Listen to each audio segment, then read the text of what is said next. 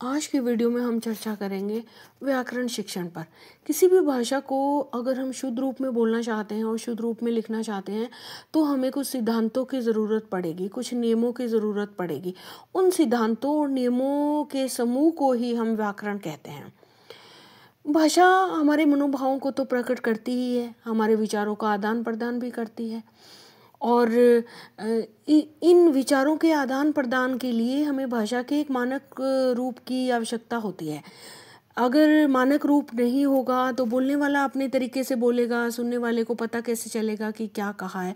तो जिस किसी भी भाषा में हम विचारों का आदान प्रदान करते हैं तो आदान प्रदान करने वाले जो दोनों ही हैं, यानी बोलने वाले और सुनने वाले दोनों को ही उस भाषा की ज़रूरत होती है, उस भाषा के ज्ञान की ज़रूरत होती है। जैसे उदाहरण दूं मैं आपको कि अगर एक व्यक्ति हिंदी में बोल रहा है, अपने विचारों को प्रकट कर रहा है, लेकिन सुनने वाले को हिंदी भाषा का ज्ञान ही नहीं है, तो वो जो है आदान प्रदान नहीं हुआ, क्योंकि बोलने वाले ने बोला, सुनने वाले ने समझा नहीं। तो ठीक है, आजकल के जो आज वैश्वीकरण का ज़माना है उसमें हम ट्रांसलेटर की सहायता तो ले सकते हैं, लेकिन कहने का मतलब क्या है कि भाषा जब हम बोलते हैं तो सुनने वाले को उसका ज्ञान होगा, तभी वो सार्थक मानी जाएगी, तभी वो विचार जो प्रकट किए हैं वो सार्थक हो पाएंगे, तभी वो जो भी हमने हमारा जो विचारों का आदान प्रदान किया है वो सार्थक हो पाएगा। तो मानक भाषा का रूप तब भी संभव हो सकता है जब तक उस सिद्धांतों और नियमों में वो भाषा बंधी हो। अगर भाषा अपने आज़ाद रूप में होगी, स्वच्छंद रूप में होगी, तो वो भाषा अस्त व्यस्त हो जाएगी और नियमों के नहीं होने पर हर व्यक्ति की भाषा अलग अलग होगी। अगर हम यूँ कहें कि एक व्यक्ति कुछ बोल रहा है, दूसरा कुछ बोल रहा है, अगर मैं आपको इस बात का उदाहरण दूं, जैसे स्त्रीलिंग पुल्लिंग का जो है नियम होता है, वर्तमान काल, भूतकाल, भविष्यकाल का नियम होता है, और भी इस तरह के जो भी ये व्याकरण के जो नियम होते हैं, उन्हीं से ही हमें वो सब बातें समझ में आती हैं। तो इस तरह की भाषा जो व्यक्ति के मनोभावों को प्रकट करने में समर्थ हो और सुनने वाले जो हैं वो उसको सुन पाएँ, समझ पाएँ, तभी वो सार्थक होगी। इसलिए भाषा का जो सर्वमान्य रूप है उसको बनाए रखने के लिए भाषा का नियमबद्ध होना बहुत ज़रूरी है और यही भाषा का व्याकरण, और इसीलिए कहा जाता है कि किसी भी भाषा को समझना तब तक हम नहीं कर सकते हैं जब तक कि हम उस भाषा के व्याकरण को हम नहीं समझ लेते हैं। ये बात अलग है कि शुरू में जब हम बोलना सीखते हैं तो जो हमारी औपचारिक, जो हम अनौपचारिक जो बातें करते हैं उसमें हम व्याकरण का शुरू में नहीं उपयोग करते हैं। व्याकरण का उपयोग करने की आवश्यकता तो तभी होती है जब हम भाषा के शुद्ध और मानक रूप को हम जानना चाहते हैं, तभी। विचारों का आदान प्रदान तो हम मातृभाषा में या हमारे घर में आम बोलचाल की भाषा जो भी है हम कर सकते हैं। तो व्याकरण की परिभाषा जो है वो भारतीय और पाश्चात्य व्याकरणाचार्यों ने अलग अलग दी है। अगर हम एक अंग्रेजी विद्वान डॉक्टर स्वीट का सुने तो उन्होंने कहा है कि व्याकरण को भाषा का व्यवहारिक विश्लेषण कहा जाता है। Grammar is the practical analysis of a language. तो उन्होंने अपने तरीके से कहा है, और पतंजलि मुनि ने अपने महाभाष्य में व्याकरण को शब्दानुशासन कहा है कि शब्दों का अनुशासन है वही व्याकरण है। अगर हम बात करें लंदन के बोर्ड ऑफ एजुकेशन की तो उन्होंने कहा है कि व्याकरण जो है वो शब्दों और वाक्यों के गठन के विवरण के अतिरिक्त और कुछ भी नहीं है। अर्थात व्याकरण जो है वो शब्द और वाक्य रचना का ही नाम है। उन्होंने अपने मूल रूप में लिखा है कि grammar is a description of structures, nothing more, the teaching of English in England. अगर हम और महर्षि पाणिनि को अगर हम सुने तो उन्होंने कहा है कि व्याकरण शब्दानुशासन ही है। और इस तरह से प्रत्येक जो विद्वान हैं उन्होंने अपने अपने तरीके से इनको जो व्याकरण को परिभाषित किया है। हैजलिट की अगर हम सुने तो उन्होंने कहा है कि व्याकरण विशेष शब्द संरचना की व्याख्या है। Grammar is the description of the particular structure of a language. तो उपर्युक्त हमने जितनी भी परिभाषाओं की चर्चा की है, अभी अभी हमने जितनी भी परिभाषाएं बताई हैं, उन भाषाओं से जो हमारा परिणाम निकल के आता है वो आता है कि भाषा के नियमों से हमें परिचित होना है। अगर हम व्याकरण को जानना चाहते हैं तो भाषा के स्वरूप को हमें शुद्ध बनाए रखना है। भाषा में वर्ण, शब्द और वाक्य के महत्व को भी हमें समझना है और उनका ज्ञान हमें कराना है। भाषा को जो है व्याकरण अनुशासित रखता है। इसलिए आप सभी ने भी देखा होगा कि जिन बच्चों में, जिन व्यक्तियों में को व्याकरण का जितना ज़्यादा ज्ञान होता है किसी भी भाषा विशेष का, उस भाषा विशेष में वो निपुण होते हैं। अब बात आती है कि व्याकरण शिक्षण की उपयोगिता क्या है, क्यों हम व्याकरण शिक्षण कराएं? क्योंकि किसी भी भाषा को हम बोल सकते हैं, लिख सकते हैं, टूटा फूटा जैसे भी हमारे मन में विचार आता है हम उसको अपने अपने तरीके से लिख सकते हैं। तो व्याकरण शिक्षण की उपयोगिता क्यों हुई? क्यों व्याकरण पढ़ाया जाने लग गया? क्यों हम व्याकरण को पढ़ते हैं? तो जो हमारे विचारों की अभिव्यक्ति हम करते हैं वो हम किसी भी भाषा का जो निर्माण और विकास करने के लिए भी करते हैं। तो अनेक प्रांतों में निवास करने वाले लोगों के लिए अलग अलग प्रकार की भाषाएं भी हैं। तो भाषाओं के सर्वमान्य रूपों का अगर हम विश्लेषण करें तो सबके अपने अपने नियम भी हैं। तो ये नियम जो हैं वो प्रत्येक भाषाओं के अपने व्याकरण के अंग हैं। तो अगर हम बात चर्चा करें हिंदी की, तो हिंदी के भी अपने नियम हैं। तो इस तरह से भाषा पहले बनी और फिर व्याकरण का निर्माण हुआ ताकि हम उसका उपयोग भली भांति से कर सकें। भाषा परिवर्तनशील है, भाषा विकासशील भी है। व्याकरण ही भाषा के विकास में नियंत्रण का कार्य करता है। व्याकरण के नियमों के बावजूद भी भाषा में परिवर्तन होते रहते हैं, इसलिए व्याकरण में उपनियम भी बनाए गए हैं। यानी कोई भी नियम है वो रिजिड नहीं है, उसमें भी समय के अनुसार बदलाव आते हैं।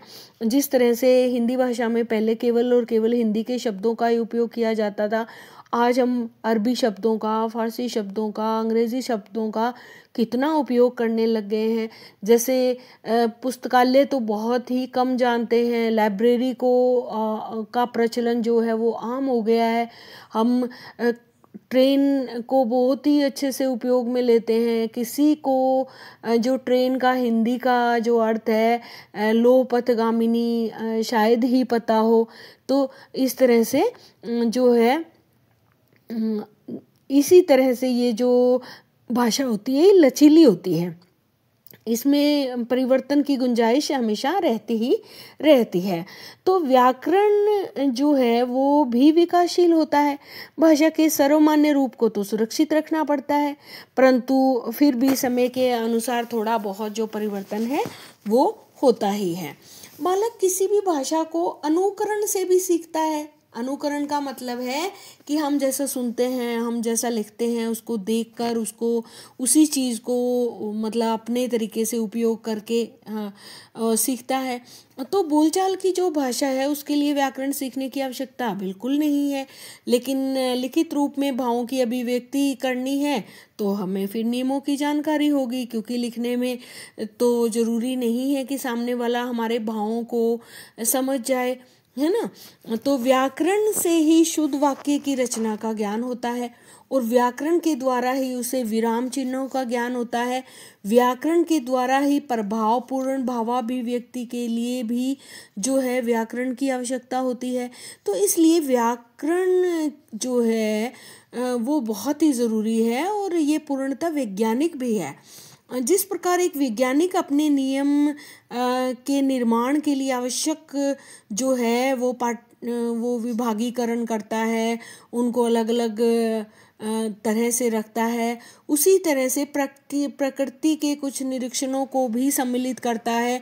उसी प्रकार जो व्याकरणकार होते हैं वो भाषा के तत्वों का भी विभागीकरण करते हैं, उन्हें टुकड़ों में बांटते हैं और उनके कुछ विशेष तत्वों को लेकर नियमों की घोषणा करते हैं। तो इस तरह से शुद्ध उच्चारण भी एक कला है, एक शास्त्र है, जिसके द्वारा भाषा रचना का ज्ञान हमें मिलता है। तो व्याकरण ही है जो भाषा के शुद्ध और अशुद्ध रूप का ज्ञान हमें कराता है। तो इसलिए व्याकरण भाषा का बहुत ही ज़रूरी अंग है और इसको समझना, उस भाषा को अगर हम समझना चाहते हैं तो व्याकरण को समझना नितांत ही आवश्यक है। अब बात आती है कि व्याकरण की आवश्यकता क्यों हुई। तो भाषा शिक्षण में व्याकरण शिक्षण आवश्यक होता है। व्याकरण ही शिक्षा से, व्याकरण की अगर हम शिक्षा बालकों को देंगे तो उसी से ही बालक उस भाषा के सारे रूपों को समझेगा, वो उसके पूर्ण रूप को समझेगा और भाषा संबंधी त्रुटियों को दूर करेगा। इसलिए अपनी भाषा में हम सुधार करते हैं और शुद्ध भाषा में बोलना और शुद्ध भाषा में लिखना सीखते हैं और उसी के लिए व्याकरण की आवश्यकता हमें होती है। अगर हम किसी नई भाषा को सीखना चाहते हैं तो उसके व्याकरण का ज्ञान हमें होना आवश्यक है। व्याकरण की शिक्षा को साध्य न मानकर हमें साधन ही मानना चाहिए। जैसे मैं आपको उदाहरण दूं कि हम हिंदी भाषा को तो जानते हैं, हिंदी भाषा के व्याकरण को भी जानते हैं। अब हम अंग्रेजी भाषा भी सीखना चाहते हैं तो हमें उस भाषा के व्याकरण का ज्ञान होना भी आवश्यक है। लेकिन मेरा जो अनुभव है वो ये बताता है कि एक भाषा अगर हम भली भांति जानते हैं तो दूसरी भाषा को सीखना बहुत ही आसान है और हम बहुत सुगम तरीके से दूसरी भाषा को भी सीख सकते हैं। आप सबने अपने अनुभव से देखा भी होगा कि जो भाषा विशेष में निपुण होते हैं, जो एक भाषा को भली भांति जानते हैं, उनको कई भाषाओं का ज्ञान होता है और वो सभी की सभी भाषाओं में पूर्णतः दक्ष होते हैं। ये बात अलग है कि जिस भाषा का उपयोग वो अधिक करते हैं उनका प्रोनाउंसिएशन, उनका उच्चारण उस भाषा में ही सुदृढ़ ज़्यादा होता है। कहने का मतलब क्या है कि जिस भाषा का उपयोग अधिक किया जाता है उस भाषा में निपुणता अधिक से अधिक आती रहती है और जिस भाषा को उपयोग हम कम करते हैं उसमें इतनी निपुणता नहीं रहती। फिर भी जो एक भाषाविद है, एक भाषा को जानने वाला विद्वान है, वो कई भाषाओं का ज्ञानी होता है। ऐसा मैंने अपने अनुभव से देखा है। अब हम बात करें व्याकरण की, तो भाषा शिक्षण के लिए व्याकरण का अध्ययन आवश्यक है या नहीं। मैं आपसे भी सवाल करती हूँ, आप कमेंट करके मुझे बताइएगा कि क्या बिना व्याकरण के अध्ययन के क्या हम किसी भाषा विशेष को ठीक से समझ सकते हैं। हो सकता है कि आप में से कुछ अनुभवी हों और कुछ नया बता पाएँ, तो कुछ नया सीखते सिखाते रहना हमें चाहिए। तो इस संबंध में अगर मैं आपको बताऊं तो जो पहला मत है वो तो कहता है कि व्याकरण शिक्षण बहुत ही ज़रूरी है। व्याकरण के बिना हम शब्दों को शासित नहीं कर सकते। शब्दों की सार्थकता वाक्यों में प्रयोग करने पर ही होती है और वाक्यों में कैसे शब्दों को प्रयोग करना है ये हमें व्याकरण ही बताता है।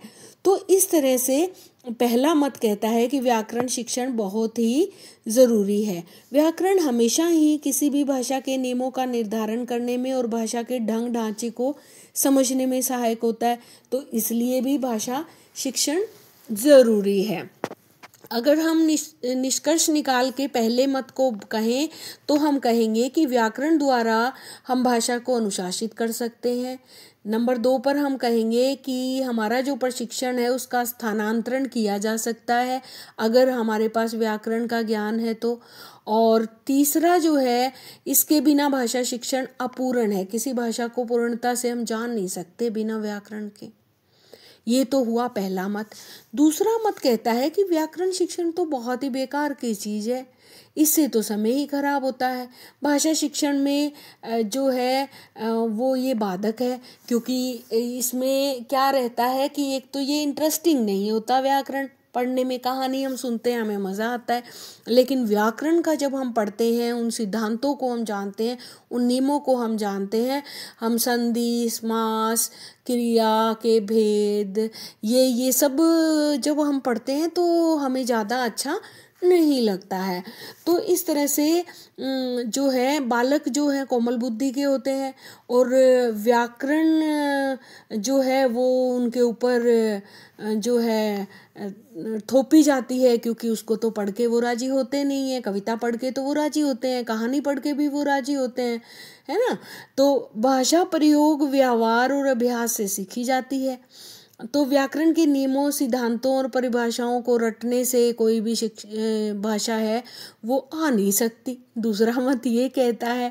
तो दूसरे मत के अनुसार क्या निकल के आया है निष्कर्ष, कि व्याकरण भाषा के रस प्रवाह में बहुत बाधक है ना, क्योंकि इसमें कोई वीर रस नहीं है, इसमें कोई श्रृंगार रस नहीं है, इसमें कोई भाव नहीं है ना। और व्याकरण जो है वो बहुत ही नीरस है। व्याकरण के नियमों को रटना बहुत अच्छा भी नहीं लगता है, और ज़रूरत क्या है, बिना व्याकरण के भी हम कर सकते हैं। तो व्याकरण शुद्ध भाषा सिखलाता है, गलत है। कई बार तो हम व्याकरण भूल जाते हैं, व्याकरण पढ़े हुए लोग भी बोलने, सुनने और पढ़ने लिखने में गलत करते हैं, है ना। तो जितना समय विद्यार्थी व्याकरण की निरर्थक परिभाषाओं को याद करने में लगाएगा, उतनी देर में वह साहित्य का जो उपयोगी पार्ट है उसको पढ़ सकता है ना। तो इस तरह से ये जो मत है ये कहता है कि व्याकरण शिक्षण तो कुछ काम का नहीं है ना। व्याकरण पढ़ने में बहुत साल लग जाते हैं, क्योंकि अगर हम किसी भी भाषा को सीखते हैं तो कई साल तक निरंतर हमें उसको समझना पड़ता है। छोटी कक्षाओं में छोटी जानकारी होती है, और धीरे धीरे बड़ी बड़ी कक्षाओं में जैसे बढ़ते जाते हैं तो उसी भाषा विशेष की जो जानकारी है वो ज़्यादा गूढ़ होती जाती है। तो यदि विद्यार्थी ने 16 वर्ष तक पढ़ना है तो 12 वर्ष तक तो व्याकरण उसको पढ़नी ही पड़ती है।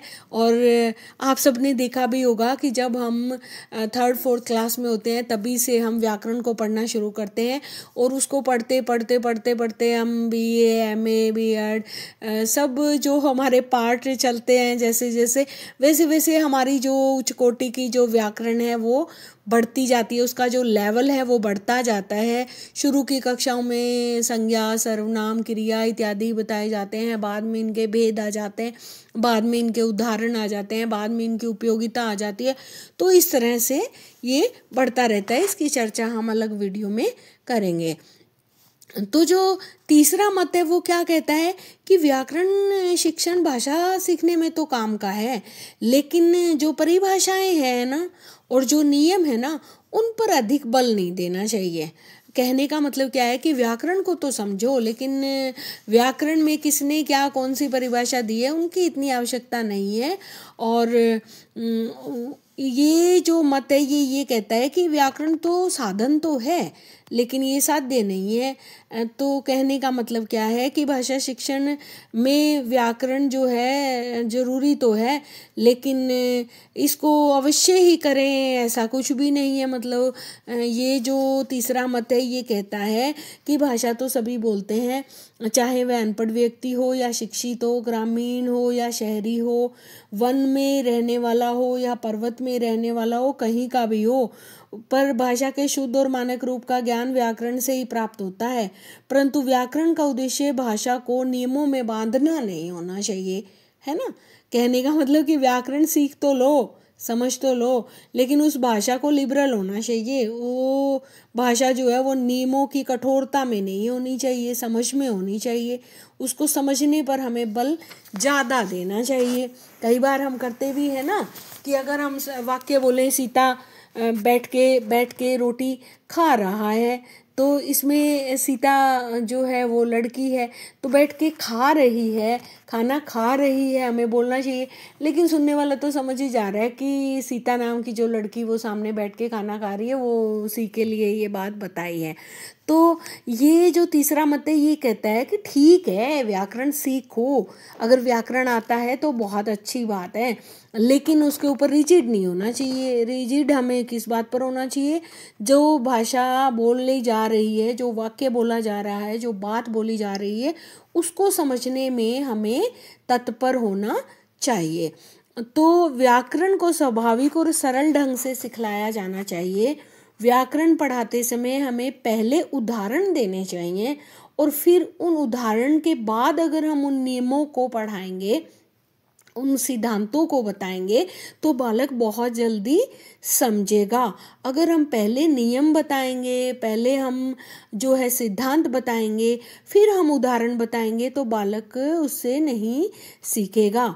तो भाषा के सामान्य अध्ययन के बाद विद्यार्थियों के लिए उदाहरण को जानना और फिर तुलना करना, फिर नियमों, परिभाषाओं आदि को समझना जरूरी है। तो इस तरह से हमने इन तीनों मतों को जाना, तो हमें तीसरा मत ही अधिक उचित लगता है कि हमें जानना भी चाहिए, हमें व्याकरण को पढ़ना भी चाहिए, लेकिन हमें उसके ऊपर हमें एक बात के ऊपर बैठना नहीं चाहिए। हमें उसको भली भांति समझने के लिए पहले हमें उदाहरण समझने चाहिए, फिर हमें सिद्धांत समझने चाहिए, फिर हमें नियम समझने चाहिए। तो अच्छी भाषा लोगों पर हमारी योग्यता को प्रकट करती है और समाज में हमारा सम्मान बढ़ाती है, और हमें हमारे बहुत सारे जो कठिन काम है वो बहुत ही सहजता से वो पूरे करती है। क्योंकि देखो, जिसको भाषा अच्छी तरीके से आती है उसको बोलने में तो अच्छा लगेगा ही, सुनने वालों को भी अच्छा लगेगा। और अशुद्ध भाषा अगर हम बोलते हैं तो बेमुहावरेदार भाषा भी अगर हम बोलते हैं तो भी इतना ज़्यादा अच्छा नहीं लगता। कहने का मतलब क्या है कि जितना हमें भाषा ज़्यादा अच्छे से आएगी, हमारा कम्युनिकेशन उतना ही अच्छा होगा। हम एक दूसरे से जो विचारों का आदान प्रदान कर रहे हैं वो बहुत भली भांति हो पाएगा, क्योंकि भाषा से तो शब्द निकलेंगे, लेकिन हम बोलने वाला जो है वो भाव तो उसी को ही उसमें लाना है। तो वो किसी भाषा विशेष के बस की बात ही होती है कि भाषा को जो है शुद्ध रूप में बोले तो सुनने वाले को भी अच्छा लगेगा। तो इस तरह से हमें पता लगता है कि व्याकरण का ज्ञान होना तो बहुत ज़रूरी है, और बिना व्याकरण के ज्ञान के जो हमारा जो काम है भाषा संबंधी जो है वो ज़्यादा स्थिर नहीं हो सकता है। उस भाषा का ज्ञान भी हमें अच्छे से नहीं हो सकता है जिस भाषा के व्याकरण को हम नहीं जानते हैं। इसलिए व्याकरण शिक्षण नितांत ही आवश्यक है। अब बात आती है कि व्याकरण शिक्षण की जो विधियां हैं वो क्या हैं। विधियों को जानने से पहले मैं आपको कुछ उद्देश्यों के बारे में और बता दूं। व्याकरण का उद्देश्य विद्यार्थियों को शुद्ध रूप में बोलना, लिखना सिखाना होता है, और छात्रों को शब्द रचना, वाक्य रचना संबंधी नियमों को बताना होता है। व्याकरण भाषा का स्वरूप बनाता है, तो व्याकरण ही किसी भी भाषा पर नियंत्रण भी रखता है। तो व्याकरण जो है वो भाषा को सही मार्ग पर चलने की प्रेरणा देता है। तो भाषा के गुण दोषों को जो परखने की क्षमता है वो भी किसी भी भाषा का व्याकरण ही देता है। जिस किसी व्यक्ति को भाषा के व्याकरण का ज्ञान हो वही सुन के या पढ़ के बता सकता है कि ये ठीक से बोला गया या ठीक से लिखा गया है या नहीं है। तो इस तरह से गुण दोषों को परखने के लिए भी व्याकरण की आवश्यकता होती है।